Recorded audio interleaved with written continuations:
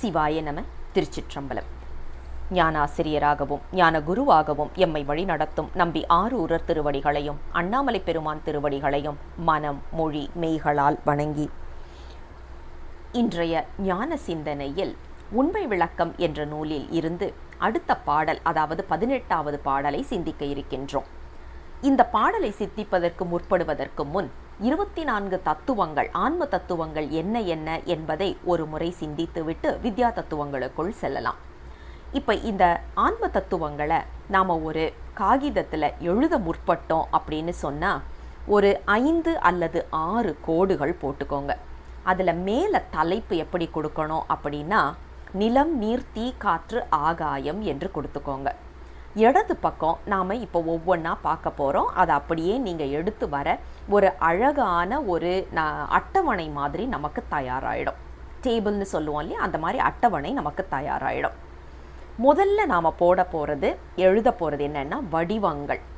அப்போ நிலம், நீர், தீ, காற்று, ஆகாயம் அப்படிங்கிறதுல முதல்ல வடிவம்னு நீங்கள் போட்டுக்கிட்டீங்கன்னா என்ன வரும்னா நாற்கோணம்.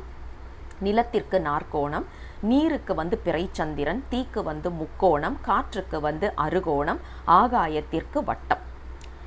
அடுத்தது நிறம்னு அடுத்த வரியில் எழுதிக்கிட்டிங்கன்னா பொன், வெள்ளை, சிகப்பு, கருப்பு, புகை நிறம். இதுதான் அந்த 5 எல்லாத்துக்கும் உள்ள அந்த 5 பூதங்களுக்கு உரித்தான நிறம். எழுத்து அப்படின்னு போட்டுக்கிட்டிங்கன்னா ல, வ, ர, ய, ஹம், ஆ. குறிகள் அப்படின்னா வஜ்ரம், தாமரை, ஸ்வஸ்திகம், அருபுள்ளி, அமுத விந்து. இதுதான் அந்த ஒவ்வொரு தலைப்பின் கீழ் வர வேண்டியது. அதி தெய்வங்கள் அப்படின்னா பிரமன், திருமால், உருத்திரன், மகேஸ்வரன், சதாசிவன்.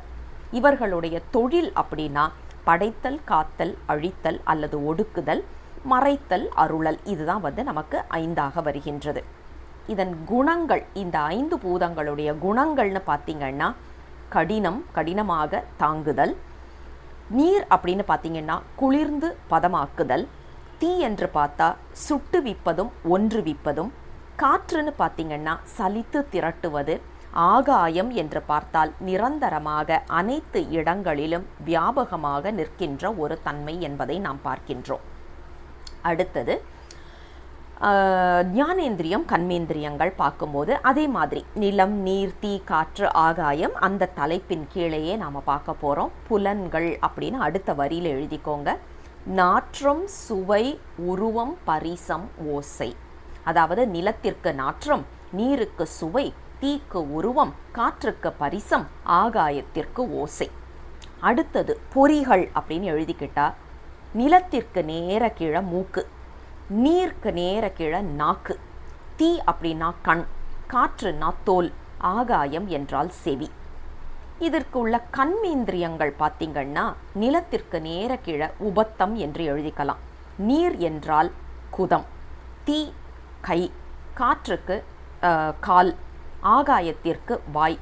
கால் என்றாலும் காற்று என்றாலும் ஒரே பொருள். அதனால தான் நமக்கு இந்த கால்களுக்கு கால்கள் என்ற பெயரே நமக்கு காரண பெயராக வந்தது என்பது ஒரு சிறப்பு. அடுத்தது தொழில் அப்படின்னு பார்த்தா விந்து, கழிவு. இது விந்து என்பது நிலத்திற்கும், நீர் என்பதற்கு கழிவு, தீக்கு ஏற்கவும் இடுதலும், காற்றுக்கு போக்கு வரவு, ஆகாயம் என்பதற்கு ஒலி. இதெல்லாம் அதனுடைய தொழில் என்று பார்த்தோம். அதற்கு அடுத்தது 4 அந்த கரணங்கள் பார்த்தோம். அதாவது மனம், புத்தி, அகங்காரம், சித்தம் என்ற அந்த 4 ஆக நாம் இதுவரைக்கும் 24 ஆன்ம தத்துவங்களை பார்த்துருக்கோம். இன்றைய பாடலில் நாம் பார்க்க போகிறது வித்யா தத்துவங்கள் என்பதன் தலைப்பின் கீழ் வரக்கூடியது. பாடலை முதல்ல பார்த்துடலாம். காலம், நியதி, கருதும் கலை, வித்தை, ஏல அராகம், புருடனே மாயை, மால் அற 7 சொன்னோம் அடைவாக, சொன்ன இவை தம் உண்மை உன்னி உரைக்கும் நாம் உற்று என்று சொல்லுகின்றார். அப்போ இந்த 7 வித்யா தத்துவங்களையும் எப்படி தொழில்படுத்துகின்றார் பெருமான் அப்படின்னு பார்த்தா வித்யேஸ்வரர்கள் என்று 8 பேர் இருக்கிறாங்க. அந்த எண்மறை வைத்துதான் நமக்கு இந்த வித்யா தத்துவங்களை இயக்கி கொண்டு வருகின்றார் நம் பெருமான். அதனால தான் இதற்கு பெயரே வித்யா தத்துவம் என்று பெயர். இதில் பாருங்க, இந்த 7 என்னன்னா காலம். காலம் என்பது காலந்தோறும் சரியான நேரத்தில் நடப்பது எல்லாமே காலம். அதனால தான் பார்த்தீங்கன்னா காலத்திற்கு தலைவன் என்பதனால காலன் அப்படின்னு யமனுக்கு பெயர். காலனுக்கே காலனாக வந்தார் என்பதனால நம்ம பெருமானுக்கு காலகாலன் என்று பெயர் என்பதை நாம் பார்க்கின்றோம். நியதி தத்துவம், கலை தத்துவம், வித்யா தத்துவம், அராகம், புருடன், மாயை, இந்த 7ம் என்னென்ன தொழில் செய்கின்றது என்பதை அடுத்த பாடலில் அடுத்த பகுதியில் நாம் சிந்திக்கலாம். ஆனால் இப்போதைக்கு நம்ம தெரிஞ்சுக்க வேண்டியது இந்த 7 தத்துவங்களுடைய பெயர்கள். இது எல்லாமே நமக்கு வித்யா தத்துவங்கள் என்பதற்கு கீழ் வருவதனால இன்றில் இருந்து நாம் வித்யா தத்துவத்தை ஆரம்பிக்கின்றோம் என்று வைத்துக்கொள்ள வேண்டும். நாளை இதனுடைய தொழில் என்ன என்பதை பற்றி சிந்திக்கலாம். அதுவரை உங்களிடமிருந்து விடைபெற்றுக் கொள்கின்றோம். தென்னாடுடைய சிவனே போற்றி, எந்நாட்டவர்க்கும் இறைவா போற்றி, அண்ணாமலையம் அண்ணா போற்றி, கண்ணார் அமுத கடலே போற்றி. சிவசிவ திருச்சிற்றம்பலம்.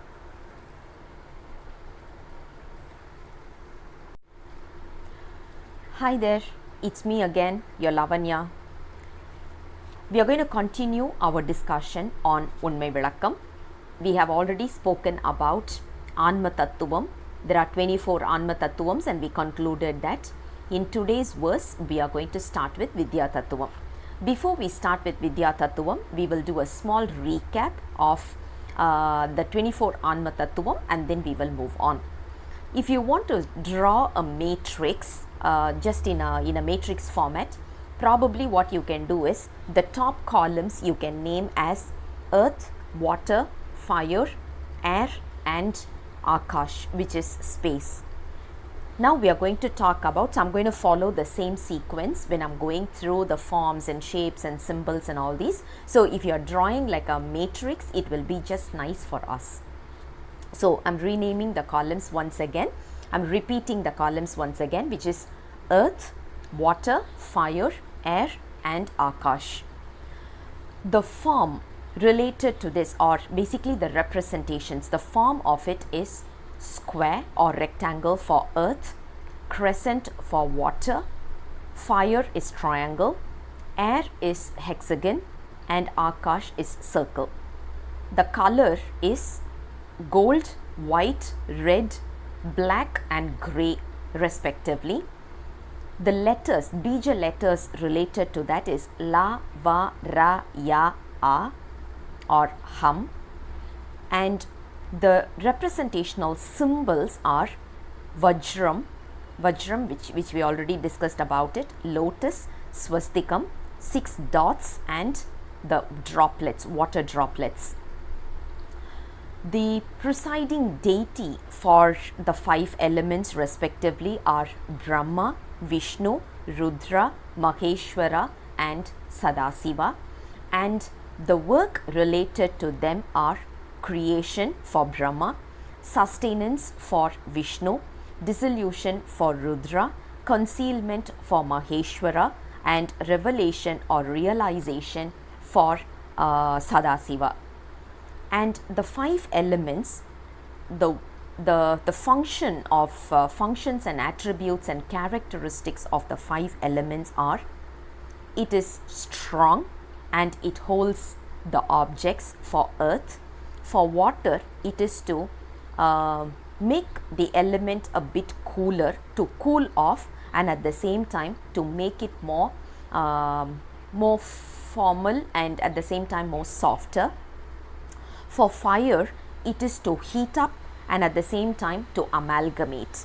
For air, it is bring everything together or to disperse everything into different directions. And for Akash, which is basically our space, it is going to be there permanent, ever permanent, and it is going to be there in all possible places. So these are the 5 elements we spoke about, and then we spoke about the senses and the sense organs. The senses are smell, taste, smell for earth, taste for water, and visual is for fire, feeling is for air, and sound is Akash. The sense organs related to this is nose, nose, tongue, eyes, skin and ears. And we also spoke about the functioning organs, which is basically we call it as the reproduction system, and the reproduction system and the excretionary system for water, and for fire it is arms, for air it is legs, and for Akash it is mouth. And the work, we obviously know what are the functions, so I'm just moving on to the next one, which we spoke about as part of the four internal organs, which is mind, intellect, ego and subconscious mind. So we spoke about all these as part of until song number 17. Now we are moving on to the verse number 18. Verse number 18 starts this way. Kalam, niyadi, karudum kalai, vittai, yela aragam, purudane, mayai, mal ara ஏழ் சொன்னோம் அடைவாக சொன்னை இவை தம் உண்மை உன்னி உரைக்கும் நாம் உற்று. There are totally 7 Vidya Tattvam. And what are the 7 Vidya Tattvam? That is what this particular verse is explaining to us. We will go into the details in the next few songs, few verses, but for now we will just see only the names. So we are just getting introduced to the names of Vidya Tattvam. This is done or performed by someone called as Vidyeshwarar. There are 8 people who are called as Vidyeshwarars, and they are the ones who are the presiding deity for these Vidya Tattvam. Now, Kalam means time, Niyadi means justice, Kalai means exertion, Vidyai means knowledge, Aragam means the liking or the desire or the longing or the yearning feeling, Purudan, which is Purush, Maya is Maya.